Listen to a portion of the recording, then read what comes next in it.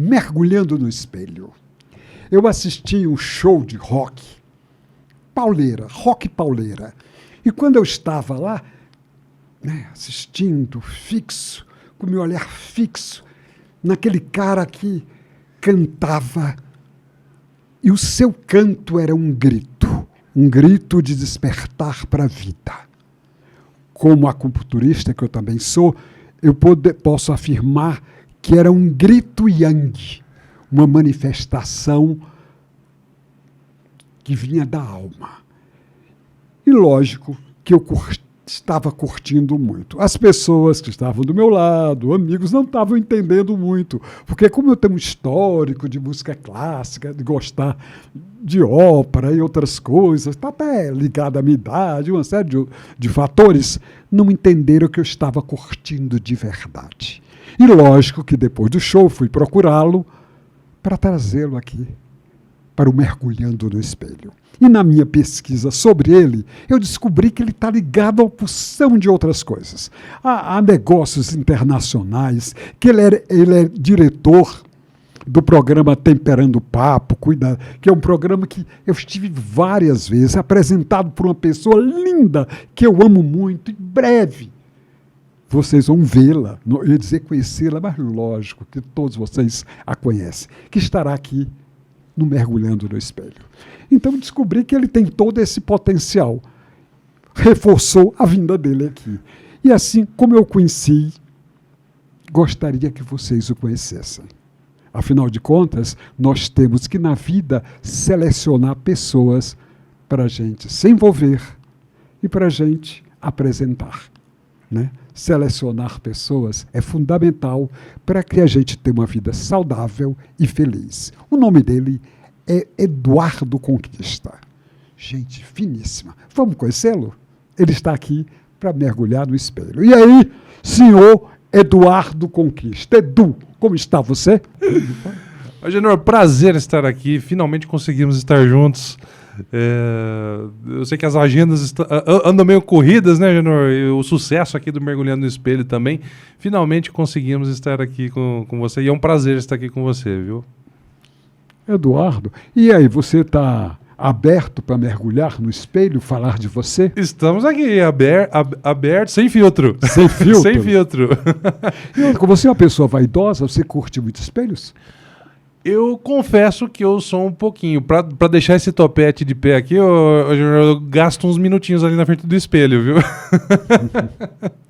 E uma coisa, quando foi que... Vamos falar um pouquinho sobre o rock? Claro. Depois a gente entra em outras coisas. Claro. Falar sobre música é sempre mais fácil, mais tranquilo, porque é arte, né? É Sim. Sensibilidade. Como foi que o rock entrou na sua vida? Nossa, é uma história muito legal, viu, Agenor? E até... Aproveitando o gancho, você falou que ama ópera, né? Um amante da ópera. Eu também adoro as peças, adoro ópera. E eu sou músico. O rock é o que toca no coração, né? Eu sempre gostei, né, desse estilo. Mas como músico, eu navego por vários estilos e sou um amante de ópera também. Mas o rock, ele tem uma história interessante na minha vida. Eu comecei desde menino... quando meu pai comprou o primeiro... era o 3 em 1, lembra do 3 em 1? O famoso 3 em 1? Lembro. Ficava girando as fitas ali. Eu descobri que quando eu comecei, eu ouvi aquelas músicas que ele ouvia, né, juntamente com a minha mãe ali.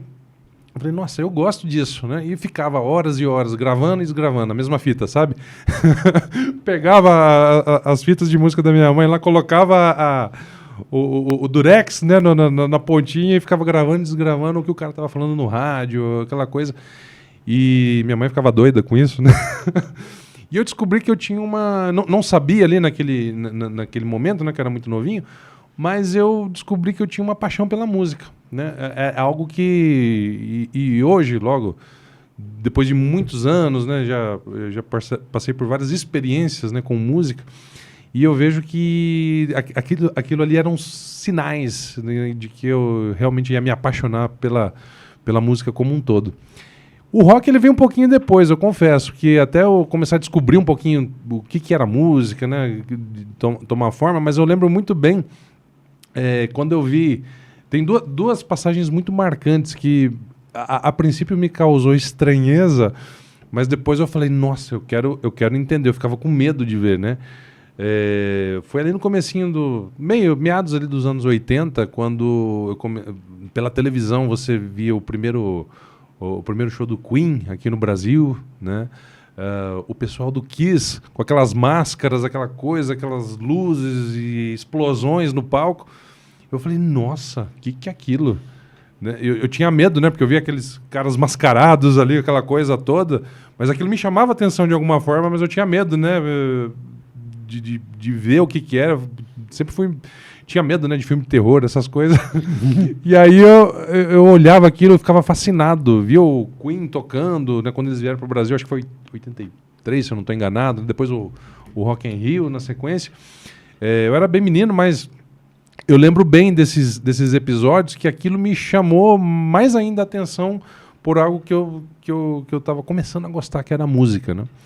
E lógico, os anos foram passando, você vai chega na fase da adolescência, do colégio. E aí teve uma passagem bem marcante, assim, que foi no colégio, numa escola lá na Penha, né, onde eu estudava, até hoje ele existe lá, que é o Estadual da Penha, né, Nossa Senhora da Penha. E tinha um grupo de colegas lá no colégio que tocavam violão. E juntava na hora do intervalo ou depois da aula, sentavam lá, faziam a rodinha e ficavam tocando violão e cantando Legião Urbana, algumas coisas de internacional. E eu falava, nossa, eu quero fazer isso. Eu quero ser aquele rapaz do violão ali, né? O meu amigo Marcelo, né? Até hoje a gente conversa. E ele, eu falei, nossa, eu quero aprender. E aí, nossa, foi um sacrifício, né? Porque meu pai conseguiu um violão lá e eu comecei a arranhar, a aprender. Eu falei, nossa, é isso que eu gosto. Eu quero ter uma banda, eu quero começar. Só que ao mesmo tempo, a minha história é bem ampla, viu, Agenor? Assim, tem uma parte do esporte aí no meio, porque eu jogava basquete, futebol, né? Eu fui atleta. Só que aí as coisas vão acontecendo na vida ali e eu tive que largar o esporte para começar a trabalhar. E foi quando, logo depois do colégio, assim, a gente foi criando esse amor pela música. Eu comecei a ter minhas primeiras bandinhas, né? Junta com os amigos e começa a fazer. E eu peguei um amor absurdo, assim, né? Eu acho muito gostoso você saber tocar um instrumento, cantar, né? Depois eu vim aprender a cantar. E essa história toda, para resumi-la, né, de uma forma bem direta, me causou esse contato com a música. Foi muito legal, porque me proporcionou algumas coisas que eu vivo hoje, né? Lógico, eu tenho uma história bem ampla aí no sentido profissional, comercial, mas a música ela me abriu uma porta que é justamente a televisão, que é onde eu trabalho hoje, né? E eu vou contar essa história um pouquinho daqui a pouquinho, mas talvez se não fosse a música eu não teria algumas conexões que até eu conheci a Ariane, por exemplo, né, que abriu as portas do programa, né, para que a gente pudesse começar a trabalhar junto, e foi através de algumas coisas relacionadas com a música também. Vamos ouvir um pouquinho. Vamos lá. Agora eu ouvir um pouquinho. O que vocês prepararam aí? Deixa eu ver. Ah, isso aí foi no Teatro Gazeta, né? Pode jogar. Tá aí, ó. Isso aí é o Heading Gates.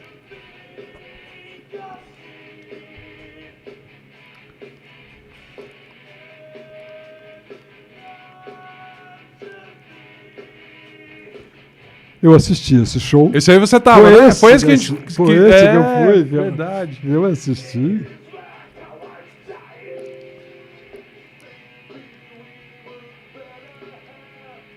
Nós fizemos alguns shows aí no Gazeta. Esse, coincidentemente, é o que você estava lá. E aquele palco é ótimo, né? Maravilhoso. Nosso amigo Roberto lá. Um grande abraço pro Roberto, do Teatro Gazeta. Olha, foi muito bom esse show.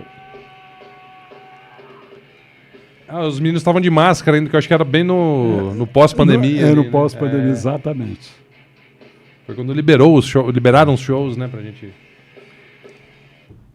Mas, e como você... Aí você, através da música, chegou na televisão. Sim, é uma história bem legal. Eu vinha, na verdade, em paralelo com a música, depois que eu larguei o esporte, larguei não, né? Assim, eu tive que tomar uma decisão, né? Fazer opção. Na verdade foi assim, até os 17, até os 18 anos, vamos dizer assim, entre 16 e 18 anos ali, eu fui federado, né? Joguei em vários clubes, basquete, né? Aqui no Brasil, Telesp, São Paulo, Monte Líbano, no Corinthians. A sua altura facilita. Você tem quanto de altura? 1,95. 1,95. Mas sabe que pro basquete é baixo, né? Porque eu ia jogar com os meninos lá 2,16, 2,12. Eu falei, nossa, mas de onde saiu esse pessoal aqui, né?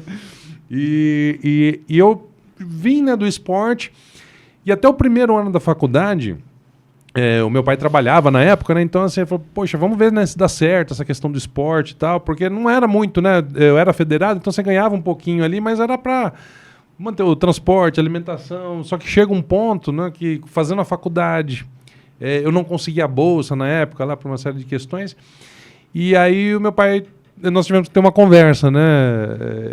Ele falou, filho, eu adoro ver você jogando e tal, mas assim, eu não consigo, né? Esse ano aqui a gente ainda consegue, mas se não der certo, né? A gente vai ter que pensar num plano B e a gente vai ter que ver o que vai fazer. Foi bem na saída ali do colégio, né? Para a faculdade e tudo mais, eu passei em comércio exterior, né? Um grande amigo meu, o Marcelo Reis, na verdade eu posso até chamá-lo de irmão, né? O Marcelo ele teve várias fases importantes na minha vida, assim, é um grande irmão que eu tenho. E ele estava se formando na faculdade de comércio exterior, que até então era um curso recente que estava aqui no Brasil. E ele falou, você não quer ir lá conhecer, né, para ver, você está fazendo inglês e tal, né, aquela coisa toda. E aí eu fui. E me apaixonei pelo que eu vi. Falei, nossa, eu quero mexer com comércio internacional, quero aprender essa coisa toda, né? E passei na faculdade de comércio exterior, na Unip na época. Nossa. E aí aquela coisa, eu tinha que decidir, para poder manter a faculdade, né? O basquete não estava dando os recursos necessários. Aí eu tive que migrar e começar a trabalhar. E nessa transição, eu acabei intensificando um pouquinho a questão da música, né? Que eu falei, poxa, uma das paixões, né, que é o esporte, assim, eu não vou conseguir ter como linha principal de atuação. Então, eu comecei a trabalhar e nos tempos vagos a gente começou a trabalhar mais com música, né? Nunca deixei o esporte, né? Assim, sempre estive forte ali com o esporte, mas a música começou a entrar mais na minha vida nessa fase. Como uma... Talvez, né? Eu costumo dizer que você tem várias... são alguns hobbies, né? Que você tem como válvula de escape, né? Para o estresse do dia a dia, aquela coisa. E eu comecei a intensificar mais minhas atividades com música. E nesse período eu me tornei músico, né? A gente começou a trabalhar mais forte. E... aí eu fui ter minha primeira banda, Genor, nessa época, né? Eu falei, eu quero montar uma banda, né? Tinha aquela referência lá do colégio, né? Os meninos tocando, sempre quis ter. E aí comecei a conversar com os colegas, a gente montou uma banda. E começamos a tocar nos bares, nos lugares estranhos aí, né? Mas todo começo é difícil, né? E foi aí que a música começou a entrar mais na minha vida. E, respondendo a sua pergunta, em paralelo eu me formei, passaram-se 20 anos, né, desde que eu me formei, mais de 20 anos, na verdade, e eu sempre tive a música, eu sempre fui tendo bandas, tendo minhas atividades com música em paralelo, né, mas eu me formei em comércio exterior, e tive eu fiquei 20 anos no corporativo, né, mais de 25 anos no corporativo. E trabalhando com comércio exterior, fui diretor... Você se dava bem nesse universo corporativo? Sempre me dei muito bem. A minha carreira no corporativo foi muito interessante, porque nessa época, né, que o segundo ano da faculdade, eu entrei na área para valer, né? E depois de alguns anos eu já estava numa empresa que eu fiquei 20 anos, né, numa multinacional americana, né, que é muito boa, excelente empresa. E eu fiquei 20 anos lá. Né, e dentro dessa empresa eu criei minha carreira, né, como na área de serviço, né, de logística internacional. E eu fiz minha carreira lá. Passei de atendente para supervisor, coordenador, supervisor, gerente. Fui gestor de filial, né, diretor de filial, por 10 anos, né, numa das maiores filiais da empresa aqui na América Latina, né, que é a filial de São Paulo.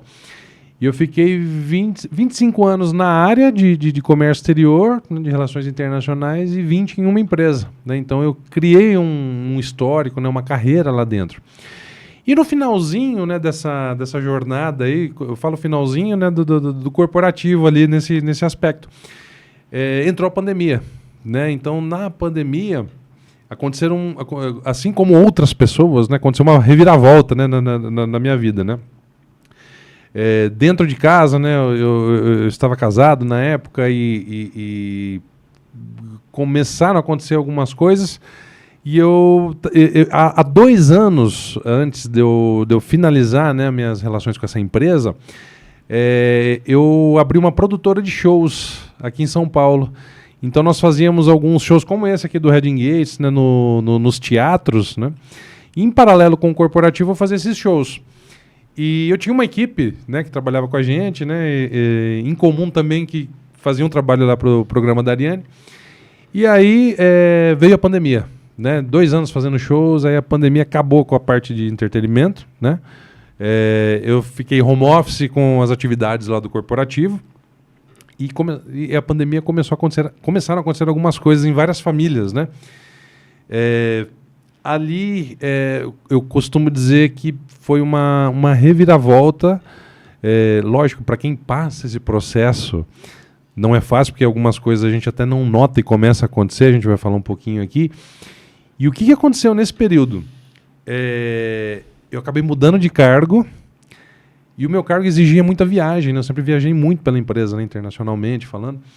E como você não consegue sair de casa com um cliente para atender, né? Demandas, América Latina, aquela coisa toda. Então, aquilo começou a me sufocar. E como eu já vinha num processo preparatório, que eu queria ter meu próprio negócio, né? Eu sempre tive esse viés de empreendedor, né? E eu queria ter o meu negócio, a minha empresa, né? E na época estava direcionado para essa parte de produção de shows. Mas com a pandemia, me deu uma esfriada nesse. Eu falei, não, deixa eu pensar melhor, porque imagina se acontece algo de novo e eu não tenho um plano B, né? E nesse bate-papo, a gente vai entrar no tema que me levou para a televisão. Já no finalzinho, ali, quando eu já estava preparando a minha saída dessa empresa para abrir o meu negócio, que era na área de serviços, né? Uma das produtoras do show, desse aqui, que você até teve o prazer de assistir, ela falou, ela tem um grupo de teatro. E ela falou, nossa, eu consegui colocar meu grupo de teatro lá na televisão. Eu falei, nossa, que legal, né? É o Chadalice, né, que ela tem lá. A Denise, né? Um beijo para Denise aqui também. E ela falou, nossa, a apresentadora desse programa é uma pessoa tão gente boa, né? Ela me abriu as portas lá para eu apresentar o teatro de final de ano e tal. E, nossa, eu acho que vou fazer alguns trabalhos com ela, né? E ficou por isso. Passou o final de ano, entrou janeiro, fevereiro, aquela coisa. Foi bem ali na saidinha da pandemia, né? Quando as pessoas começaram a retomar. A Denise me liga, né? Edu, sabe aquele programa de TV que eu falei que eu estou fazendo uns trabalhos lá, que eu levei o teatro? Eles estão precisando de alguém no comercial para fazer alguns trabalhos, né? A Ariane, né, que é a apresentadora, ela queria te conhecer, né? Até tem uma história engraçada sobre isso que a Ariane vai te contar depois. Eu não vou contar aqui não, viu, Júnior? Eu vou deixar o pessoal ficar curioso. Tranquilo. Porque tem a versão da produtora, a versão da Ariane e a minha versão, tá? Por quê? O que aconteceu? Só um spoiler rapidinho aqui. A Denise, ela já tinha agendado algumas reuniões, né? Porque ela estava ajudando a Ari a tentar achar alguém para o comercial ali para trabalhar, só que 2, 3 pessoas já tinham furado. Só uma parte. Denise, ela estava assessorando as pessoas nesse show que você fez? Estava, eu acho que você conheceu. Eu conheci. Ela é dona da companhia de teatro, né? Sim. E ela é produtora, então ela produziu todo esse show pra gente. Estava em dúvida, mas... Na verdade, esse show, o Reading Gates, ele tocou em meio a uma peça de teatro, que é uma outra peça dela lá, né? Que é da noiva. E aí a Denise já tinha umas 2 pessoas, né? Furada a reunião lá com a Ariane, né? E aí a Denise me liga um dia desesperada, Edu, me salva. Eu falei, o que aconteceu? Sabe aquele programa de TV lá da apresentadora legal, gente boa que eu te falei? Eu tinha uma reunião marcada lá, ela queria te conhecer para falar sobre o comercial, né, e tal. Só que eu, por conta da... Foi bem aquela época que o prefeito estava falando, vai fechar de novo, não sabe se fecha, se abre. E os teatros estavam desesperados que eu acho que iam fechar. E tinham que tirar todo o material dela lá do teatro. Ela, vou ter que correr lá porque vão jogar minhas coisas na rua. Me salva, vai na reunião. Depois eu descobri que não era bem isso, né? Porque ela já tinha duas pessoas dado furo. A Denise, meio que... Eu fui o salvador dela ali para não ter o terceiro furo, né? A gente dá risada quando a gente conta essa história, né? Mas, e aí eu fui pra reunião, né? Falei, tô aqui mesmo, né? Eu tava de folga nesse dia, eu falei, eu vou lá. Cheguei na antiga TV8, né? Aqui na Avenida Brasil, né? Onde a Ari gravava o programa. E a gente se conheceu ali, começou a trocar ideia. E foi uma conexão imediata, assim, né? Foi a primeira vez que eu conheci a Ari. E, nossa, eu lembro que a reunião assim, começou às 5 horas da tarde e foi acabar às 10 da noite. De tanta coisa, possibilidades que a gente começou a conversar ali, de negócios, né? Uma série de coisas. E eu falei, nossa, essa moça é legal, né? E vamos ver se dá certo alguma coisa. Eu estava numa empreitada ali com a outra empresa, eu falei, poxa, eu não posso dar atenção devida aqui, né? O programa e tal. E aí a Ariane me ligando, Edu, você vai passar aqui pra gente continuar a conversa? Edu, hoje eu não posso, tô viajando. Não sei o que. Eu acho que eu fiquei enrolando a Ariane 1 mês e meio, até voltar na TV. E aí, nessa volta que eu fui, vamos continuar a conversa, o bate-papo, o diretor comercial que cuidava do programa na época, teve uma questão pessoal lá, e teve que, com família, né, e teve que sair, infelizmente. E aí ela ficou sem ninguém no comercial. E aí eu comecei, falei, deixa eu ver como é que é esse negócio. Eu nunca trabalhei não fazia ideia o que era trabalhar com televisão, né? E aí eu comecei a ajudar a Ari com algumas coisas, né? E começou a dar certo, né? Começou a dar certo. E aí eu falei, nossa, esse negócio é legal, olha, pode ser que, de repente, aquele projeto que eu tinha ali com a produtora não deu certo e tal, mas, de repente, pode ser um negócio bacana, trabalhar com TV, né? E começou a girar, passou um mês, fomos fazer uma reunião lá no antigo escritório da Ariane, eu, a Denise e ela, né, que a Denise também estava fazendo a produção do programa dela, e aí que eu falo que a música abriu essa porta, né, muito interessante. A gente estava lá conversando, falando sobre comercial, possibilidades e tudo mais. A Denise, brincando, falou para a Ariane assim, você sabia que o Edu tem uma banda? Né? Até então a Ari me conhecia como executivo ali, né? Aquela coisa toda. Ela, tá brincando? Você tem a banda? Eu tenho, né? Mostrei lá um videoclipe que o Redding Gates tem, né? Aquela coisa do terror, rock pesado, né? Eu falei, nossa, será que ela gosta, né? Depois eu descobri que a Ari não tem nada a ver com essa área, né? Mas aí ela falou, meu sonho é ter uma banda no programa. Eu falei, nossa, que legal, eu queria ter que nem o Danilo Gentili tem lá, o Traje a Rigor, né? Assim, nas entradas e saídas do programa, eu queria ter uma banda no meu programa. Vocês não querem tocar lá no programa com a gente? Eu falei, opa, legal, né? Isso, nunca tinha pensado, né? Em estar com a banda na TV, né? Eu falei, Ari, é legal, mas assim, o que a gente toca não tem nada a ver com um programa de variedades, né? Que fala de espiritualidade, mentalidade, receita culinária, não tem nada a ver, né? Ela, mas vocês não são músicos? Vocês não tocam outros estilos, né, além do rock pesado? Eu falei, sim, o guitarrista é maestro, o baixista é produtor, são todos músicos, né? Então, vê com eles se eles não querem tocar uma coisa mais pop, né, que encaixe no programa aqui, pra gente ter a banda no programa. Eu falei, tá, vou falar com eles. Eu gostei da ideia, gostei, né? Eu falei assim, eu acredito que assim, pra colocar esse projeto em prática, um mesinho assim, né? Isso era uma quinta-feira. Né? Ela, não, Edu, você não tá entendendo como eu funciono. Terça-feira eu gravo, eu quero a banda terça-feira lá gravando o programa comigo. Você quer ou não quer? É pegar ou largar. Eu falei, ai, caramba, ela falou sério comigo assim, né? A Denise olhou pra minha cara assim, eu falei... sabe aquele segundo que passa assim? E eu falei, nossa, pode ser uma oportunidade que eu não tenha outra nesse momento. Olha o que está acontecendo, né? Quando você monta uma banda, você quer notoriedade. Quando você trabalha com isso, né? Você quer crescer. Lógico.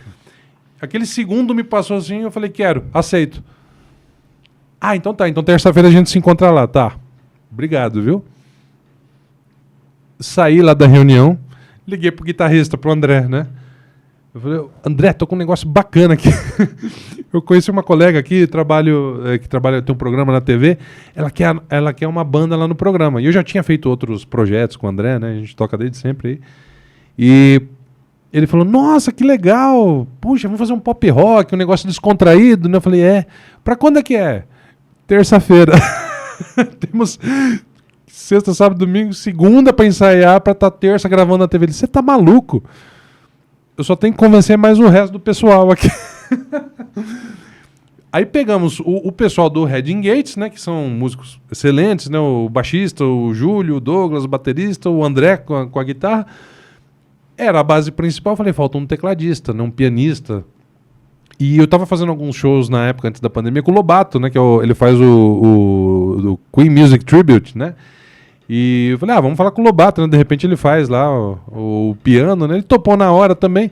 Falei, gente, assim, ó, eu acho que não vai nem dar pra ensaiar direito. Segunda-feira, com todo mundo, a gente consegue juntar uma horinha no estúdio lá, ensaia, pra gravar na terça? Consegue, vamos fazer esse esforço. Eu sei que na terça-feira estávamos lá na NGT, né? Que o programa ela gravava nessa época que a banda entrou na NGT. Gravamos o primeiro programa com a banda, né? Foi uma maluquice, Agenor, assim, você subiu uma banda, tudo bem que não foi do nada, né? Mas foi muito rápido, assim, de quinta pra terça-feira, você tá com uma banda montada, com repertório pra 4 programas. Quantos programas vocês gravaram lá? Acho que foi uns 4, 5 programas. Um deles eu participei, inclusive, né?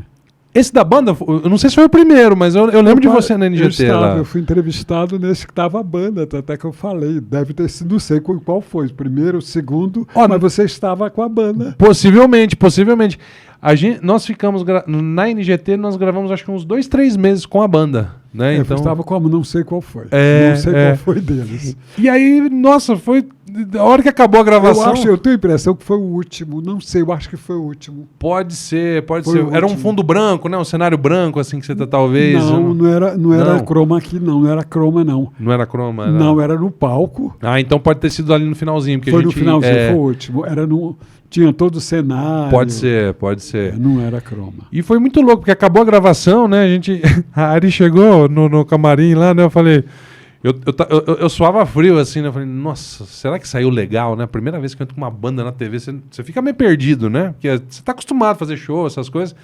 Mas a TV é diferente. Tem muita gente que grava com celular e tem lá aquela coisa do show, né? É diferente. Quando liga a câmera da TV, é tanto para entrevista, então você tem que ter uma preparação, né? Lógico. Eu tinha dado uma entrevista para ele. Emocional, inclusive. Emocional. Principalmente. Aí você imagina assim, ó, em 5 dias você tem que subir uma banda, ensaiar um repertório, sem saber o que vai acontecer, né? Foi muito doido isso. Aí chegou no final, né? A Ari chegou, me deu a mão assim, ela falou, vocês conseguiram, hein? Ó, deu super certo. Eu falei, deu? Não sei, foi bom. Ela, foi ótimo, adorei, né? Todo mundo se abraçou lá, aquela coisa. Ela falou, obrigado, vocês conseguiram, né? Eu falei, nossa. Aí caiu a ficha, que eu falei, nossa, a gente gravou um programa de TV, né? Independente de onde, em que circunstâncias. É uma coisa, né? Em 5 dias você subir uma banda, ensaiar e gravar um negócio muito louco. Não é qualquer um que consegue fazer isso. E aí, estamos até hoje lá. Né? Então, chegamos com a banda, eu acho que já são 3 temporadas, 3, 4 temporadas que a gente já está tocando lá no... Edu, te dá um toque, as pessoas já sabem que durante o seu mergulho no espelho, eu vou ficar registrando o seu mergulho, como eu sou artista plástico também, no final, eu lhe entrego o registro do seu mergulho no espelho. É por isso que de vez em quando eu não lhe dou atenção, porque eu estou aqui desenhando, mas eu vou fazer rapidinho, só para pincelar. Eu vi que você estava desenhando aí, agora... Eu falo rapidinho, só para ter um registro seu. É só a essência que eu quero. Esse mergulho foi bom, porque não tirou nem o gel do cabelo, né? Não tá arrepiado aqui. Esse foi um detalhe importante, importante. Edu, e você se apaixonou, então, pela televisão? Sim, uma coisa que eu nunca tinha imaginado, Agenor. Assim, porque... Aliás, só uma parte, você não só se apaixonou pela televisão, como você se apaixonou pela apresentadora. Foi dupla paixão? Pois é, essa é uma longa história, viu, Genor, que demorou quase um ano. Nós vamos chegar na apresentadora. Nós vamos chegar lá. Fale primeiro sobre a da TV, né? A TV. Era uma coisa que eu não imaginava. A gente deixa a história de amor pro final. Deixamos pro telespectador aqui ficar imaginando, né, o que aconteceu no meio do caminho, né?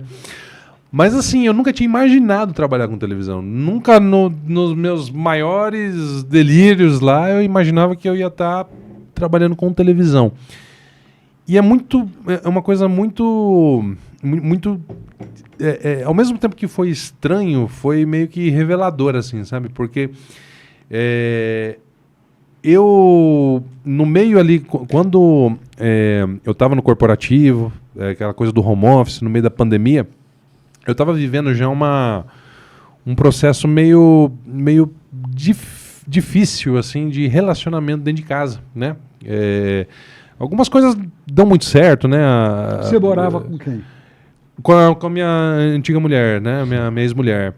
E aí, esse processo já vinha numa situação que a pandemia só veio a revelar algumas coisas, né, desse convívio. Potencializou a relação que não estava legal. Não estava legal. E não são coisas que acontecem, né? Lógico, não tem lógico. culpados, né? Então, tem coisas que vão acontecendo na vida que vai te levando para um caminho.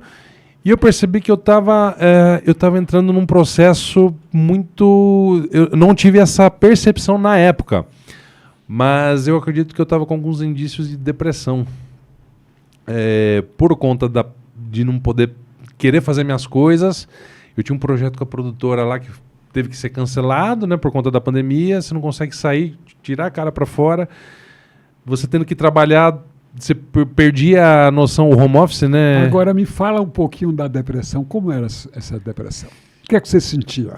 Olha, é bem difícil. Eu fui ter essa consciência agora. Tá? Os sintomas, na época eu não achava que era uma depressão. Uma depressão. Nem fazia ideia que eu escutava muito falar de depressão. Então eu falei, esse pessoal o pessoal é fraco, é só ter a cabeça boa, aquela coisa, né? Você sempre acha que o vizinho, né, você é mais forte que o vizinho, né?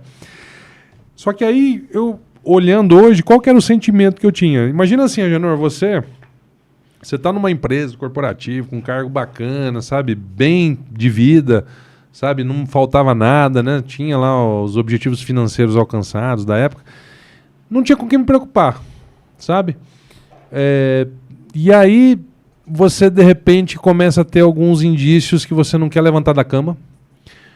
Você começa a ter crises da pessoa que está com você, qualquer coisa que estava falando ali, sabe, brigando. Eu acho que havia uma irritabilidade, uma sensibilidade, né? Qualquer coisa que falava parecia que estava te ofendendo. Hora do almoço, a home office, deu lá o horário do almoço, meio-dia, né? O que o pessoal faz? Você vai lá fazer sua comida, almoçar, né? Aquela coisa toda. Eu só queria dormir. Eu deitava na cama e rezava para não chegar o horário que eu tenho que voltar para logar de novo no computador, porque eu queria... Gostava do escuro? No escuro. Não queria luz. Não queria luz. Eu ligava o ar-condicionado lá, fechava a janela, eu queria ficar, sabe... num processo, mas não era uma meditação, eu queria ficar olhando para nada. E você estava vivendo um processo também de baixa autoestima? Será? Talvez, porque assim, como você não estava tendo esse contato com o externo, o que acontece? Eu estava bebendo muito, né? Hoje eu não bebo mais, né? Faz muito tempo que eu não... Socialmente, num evento, outro, um vinhozinho, né? Alguma coisa.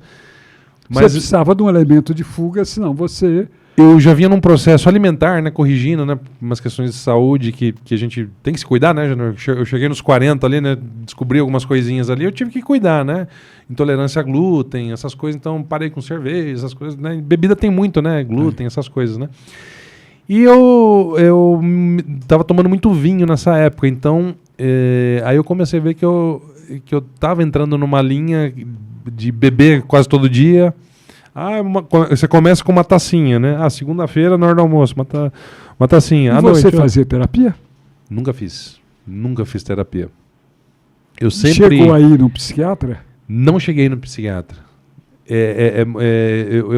Eu sempre relutei muito com algumas coisas. Eu sou muito autodidata, né? Lógico que a gente sempre precisa ter um mentor, né? Ter uma orientação, a gente recomenda muito, né?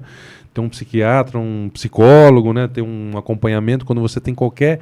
Hoje eu faria diferente, né? É que eu não tive a percepção que eu estava entrando numa linha dessa. Mas você conseguiu. O importante é que você conseguiu sair dessa. Eu consegui sair sozinho e eu acho que é muito por uma...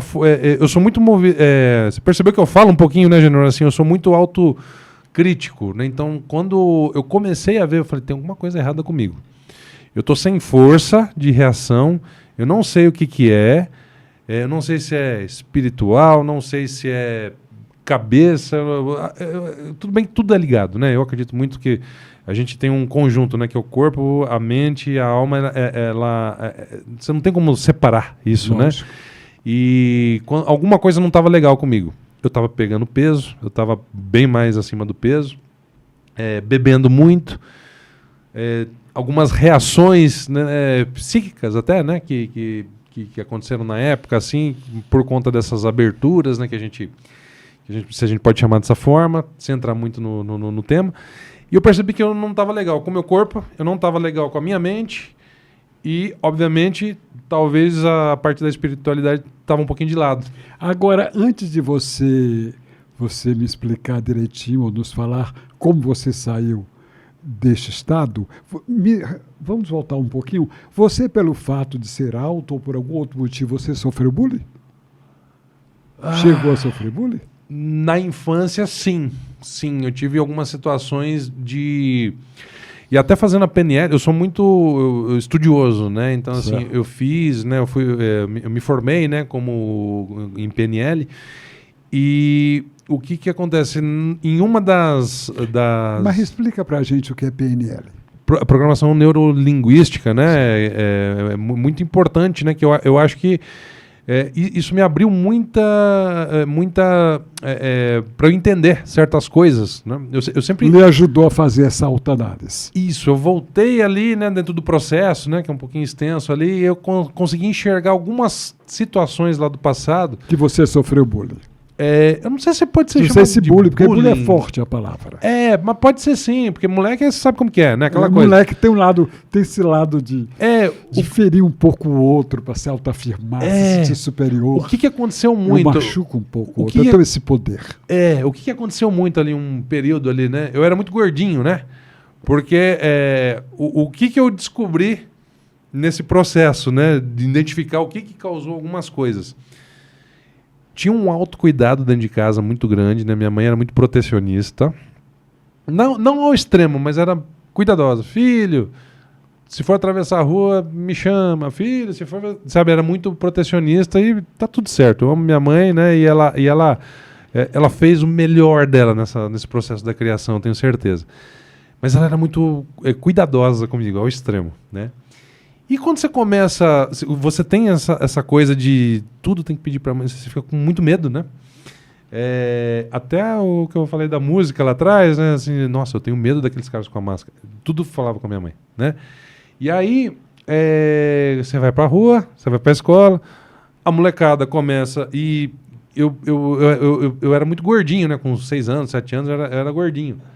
E aí, o que acontece? A molecada na escola não perdoava naquela época, não é diferente de hoje, né?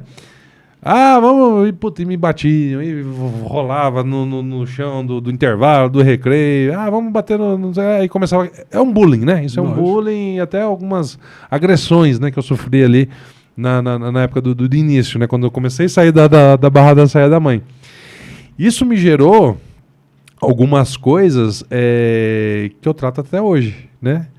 É muito louco, porque assim, eu nunca passei por um psicólogo, um psiquiatra, mas assim, eu tenho ciência completa que alguns desses fatores ali me levaram a me tornar um pouco até agressivos, né? Não de... lógico que a gente sempre tem os limites, né? Mas assim, tomava uma fechada no trânsito, já queria descer, quantas brigas no trânsito eu já arrumei? né? Ah, o cara falava mais grosso com você, você queria se autoafirmar. Ah, primeira coisa que volta na cabeça, aqueles bullying lá de trás, né? Não vou sofrer não. Putz, você é agressivo com as pessoas, né? Na PNL, mas foi um curto período, né, que eu fiz isso, eu consegui tratar, né? Eu tenho alguns amigos, né, psicólogos também, que falam, poxa, você matou em cheio ali, porque assim, essa coisa de querer, né, sair na porrada com todo mundo, aquela machão, né, aquela coisa, cara, isso é péssimo, né? Você está tentando cobrir algo que você sofreu lá atrás, né? Você não quer mais sofrer aquilo, então você está trazendo esse monstrinho aí de dentro para te proteger, né? E eu falei, nossa, não é que é verdade, né? E aí você começa, né, a ver situações desnecessárias que você gerou para outras pessoas, né? E você fala, poxa, o problema não tá nos outros, né? Tá comigo, né? Eu que tenho que tratar isso, né? Mais uma parte. Vamos falar um pouquinho da ternura, depois eu queria dar uma parte. Olha, essa é a ternura, minha filha. Que linda, olha só. Avisando que nós estamos com a temperatura, São Paulo está com a temperatura de 22 graus. Ternura, obrigado, minha filha. Em breve, daqui a pouco eu estou em casa, falou? Beijo, ternura. Agora, você me falando isso, eu estou entendendo que você, através da arte, que é o rock, você conseguiu liberar essa energia que você traduziu como agressividade. Porque o rock é um grito. Sim. E este grito é agressivo. Você transformou essa agressão em arte e você foi para o palco e você gritou e todos aplaudiram. Exatamente. Você viveu e fez um processo alquímico. Por isso você ficou bem. Em outras palavras, a arte o salvou. Seria isso? Seria. Porque a arte tem o poder de salvar as pessoas. Uma das funções da arte, além de... bem que tem várias linhas que explicam a arte. Uma delas é que a arte tem a função de salvar o outro, porque a gente se projeta e a gente se realiza um pouco. Eu tenho plena ciência, até por conta dos estudos musicais que eu tive, né? Até hoje, né? A gente sempre estuda. Tem alguns pontos que você fala, poxa, aqui, ó. Isso aqui mostra exatamente... quando você vai passando pelo processo, você não imagina a importância de algumas coisas, mas depois, quando você está mais maduro, você vai entendendo a vida, você começa a lembrar de algumas situações, você fala, nossa, isso aqui é um marco que de repente eu nem percebi, mas que me trouxe para um caminho que me salvou. Sim. Porque quando você era criança, que você não era aceito, havia sofrimento. Quando você está no palco, primeiro, você é aceito por muita gente. Muito mais gente do que o natural. Segundo, no palco, você não está sendo avaliado em ser gordinho ou magrinho. É a sua voz, é a sua força, é a arte que está. Então, isso lhe redime de uma série de coisas. E você resgata a sua autoestima que você tinha perdido. Exatamente. Assim, eu não tinha pensado por esse lado, né? É interessante isso que você falou, Genor, porque assim, eu vejo muito Edu, mas eu não entendo você. Né? Você deve ter uma... Eu estou te cortando, mas você deve sentir, talvez nem tanto agora, porque você elaborou isso através da arte, uma necessidade de ser amado. Porque aquele garotinho cresceu e agora ele é amado. Ele não é mais um garotinho gordinho. Exato. Que as pessoas podiam zoar. Hoje não pode zoar comigo, não. Primeiro, eu sou alto, posso olhar para você de cima. Segundo, eu estou no palco e estão me aplaudindo. E terceiro, eu sou a pessoa bem-sucedida. E aí? Exatamente. Mas é muito legal isso que eu não tinha pensado por esse prisma, mas se a gente analisar algumas coisas bem rapidamente... Quando eu sempre fui muito estudioso, né? Então, chega uma época ali na adolescência, nossa, o Edu fala, joga basquete, fala inglês, fala alemão, né? Que eu fiz um período de alemão. Hoje eu não falo mais nada, né? Porque eu não pratico. Mas assim, na época eu falava alemão e, nossa, e faz música, e toca violão, multifunção. Nossa, como quando as pessoas se referiam a mim como multifunção, como dominar várias coisas, aquilo causava um prazer interno, né? Mas Se você fosse um animal, que animal você seria? um animal, eu acho que... nossa, que nunca pensei em ser um... Mas se você, Você você é um animal humano. Mas meio que racional, animal meio racional. Eu acho que eu gostaria de ser um leão. Leão. Um leão, é. Não sei se tem a ver com eu sou escorpião, né? De signo, né? Mas tem uns ascendentes com o pezinho lá no leão. Mas não acho que não tem nada a ver, não. Mas o leão, porque ele traz aquela coisa do poder, né? Da força, né? Da virilidade, né? Aquela coisa do caçador, né? Eu acho que eu sou um pouco, né? Assim, no dia a dia, né? Com os negócios, com as coisas, né? Eu acho que eu me identifico um pouquinho com esse Você perfil. tem um arquétipo de força, de energia. Eu né? acho que navego por aí. E seus medos? Você tem algum medo? A gente sempre tem, né? Quais são os seus? Fale pelo menos um ou dois medos. Sim. Eu sempre tive muito medo, uma pergunta legal. Eu sempre tive muito medo de perder meus pais. Eu até comentei com a Ari outro dia, falei, nossa, uma coisa engraçada, né? Que eu ficava lá, tinha as fotos ali, né, dos aniversários, das coisas no quadro da família. E eu ficava fazendo conta, Genor. Nossa, eu tô com 12 anos, com 16 anos, né? Meu pai tá com 40, 50 tal. Nossa, vai viver até os 80, até os 90, né? Eu tenho, 40, X anos para curtir minha família. Eu morria de medo de perder minha mãe e meu pai. Em 2006 eu perdi meu pai, né? Ele teve uma doença grave aí e em 6 meses levou, né? E ali eu entrei num processo... A morte do seu pai tirou a sua paz. Totalmente. Eu demorei, eu acho que uns 2 anos para poder aceitar da forma que foi, né? Assim, uma doença muito grave, né? Só uma parte. Você tem religião? Eu sou batizado na Igreja Católica, né? De criança, assim, eu sempre frequentei muito a Igreja Católica por conta da minha mãe, né? Mas eu já naveguei por outras religiões. Hoje eu costumo dizer que eu sou espiritualizado. Eu não gosto de me rotular em nenhuma religião. Eu procuro ter minha conexão direta com a energia de Deus. Eu acredito em Deus e eu acredito que eu não preciso de nenhum canal religioso para me conectar. É muito doido isso. Quando você morrer, você vai para onde? Eu acredito muito em energia, né? Essa coisa do céu, inferno, né? Eu acho muito relativo. A gente trata o céu como um ambiente de luz, né? Eu acredito que E você vai para onde? Eu acredito que eu vou para a luz, né? Você vai para o céu. Céu, luz, né? Independente, a gente não pode afirmar, né, o que tem, né, do outro lado, né? Mas que bom, você tem, né? Você vê um futuro legal. Sim. E a gente procura cada dia, né? Tá melhorando. Você acha que o mundo melhorou? Ou piorou de uns anos para cá?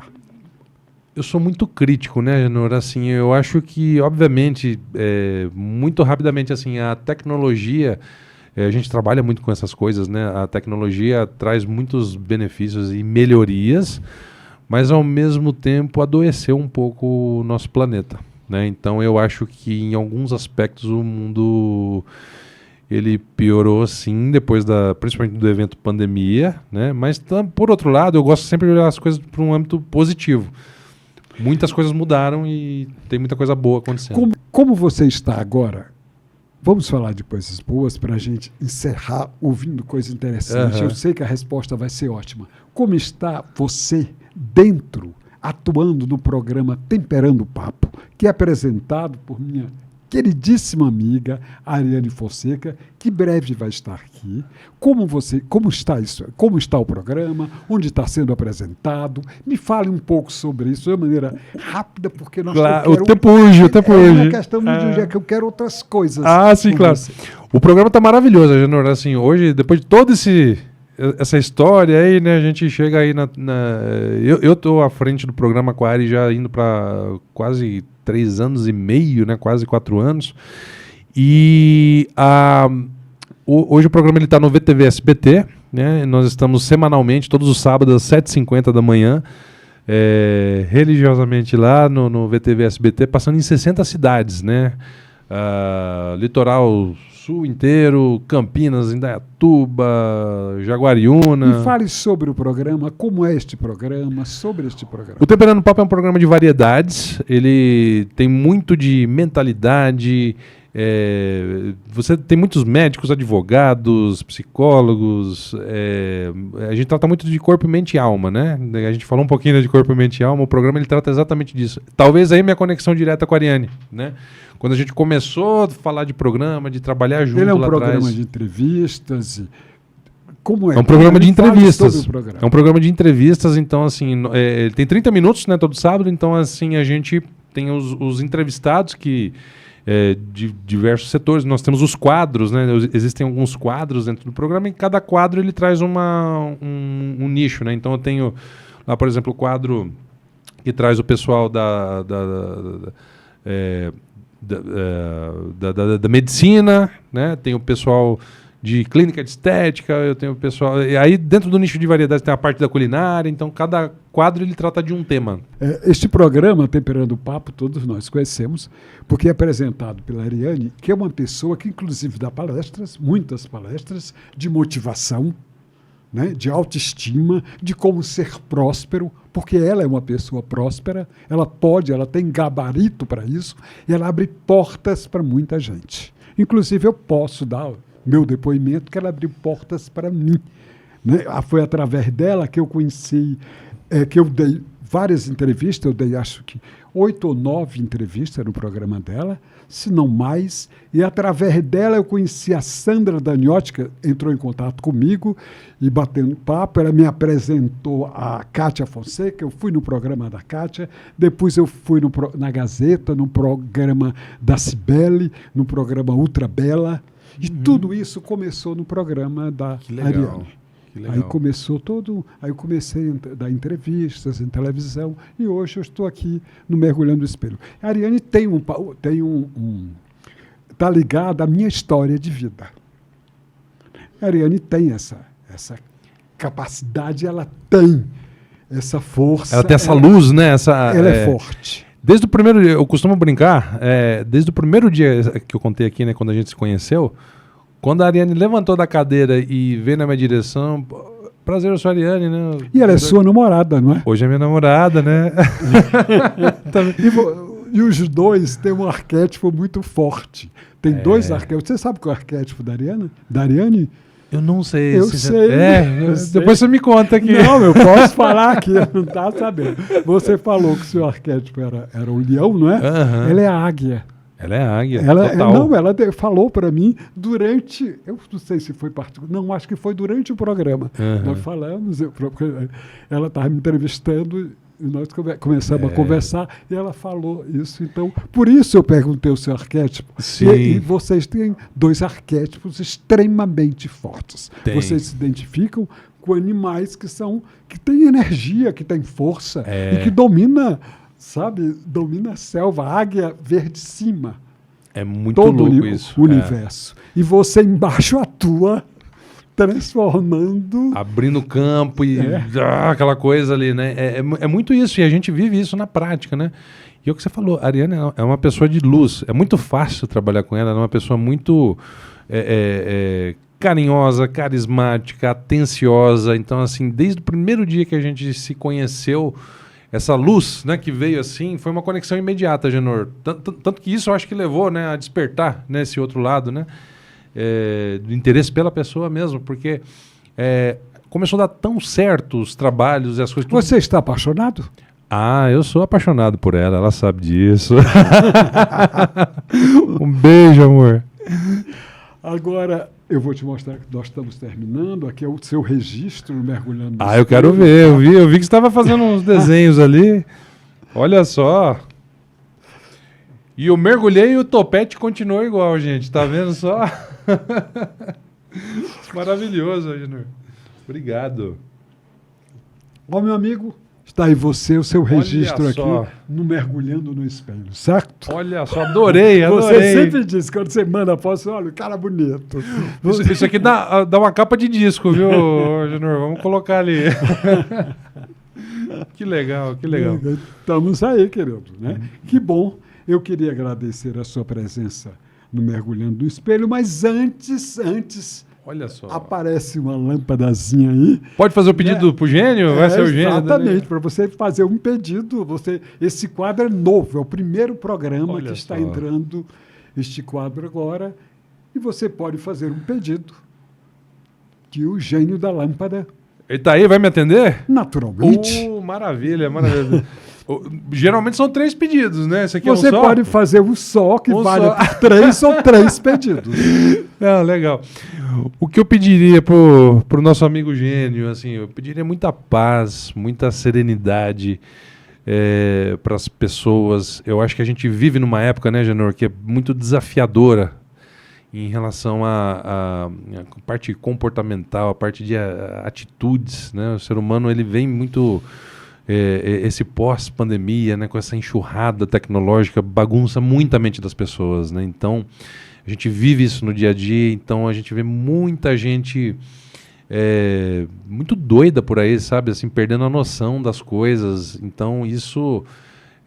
a gente pede muita paz, muita serenidade, estudo, entendimento, e que Deus abençoe todos nós aqui, porque eu acho que é muito importante as pessoas terem a consciência de se apegar a algo maior para que possa ter o sucesso, né, na sua vida, né, ter essa paz interior e poder conseguir seus objetivos, né? Se você não tiver paz, se você não tiver uma base estruturada, né, que a família, essa conduta, né, correta, né, e com Deus no coração, acho que a gente não vai para lugar nenhum se não tiver isso.